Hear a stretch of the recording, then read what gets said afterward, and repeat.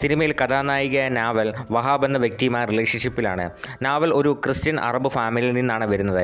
അങ്ങനെ ഒരു ദിവസം നാവലും വഹാബും ഒളിച്ചോടാൻ തീരുമാനിക്കുന്നു. അങ്ങനെ ഇവർ പോകുന്ന സമയം നാവലിൻ്റെ സഹോദരന്മാർ ഇവരെ കാണുന്നു.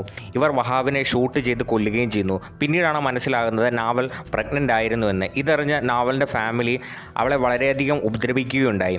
അങ്ങനെ അവൾ ഒരു ആൺകുട്ടിക്ക് ജന്മം നൽകുന്നു. അവളുടെ മുത്തശ്ശി ആ കുട്ടിയുടെ കാലിൽ ഒരു ടാറ്റു കുത്തിയതിന് ശേഷം അവളെ നാട് കടത്തുന്നു. വർഷങ്ങൾക്ക് ശേഷം നാവൽ പുതിയതായി ഒരു വിവാഹം കഴിക്കുന്നു. ഇവർക്ക് 2 കുട്ടികളും ഉണ്ടാകുന്നു. പക്ഷേ കുറച്ച് നാൾ കഴിയുമ്പോൾ അവളുടെ ഭർത്താവ് ഇവളെ ഉപേക്ഷിച്ചിട്ട് പോന്നു.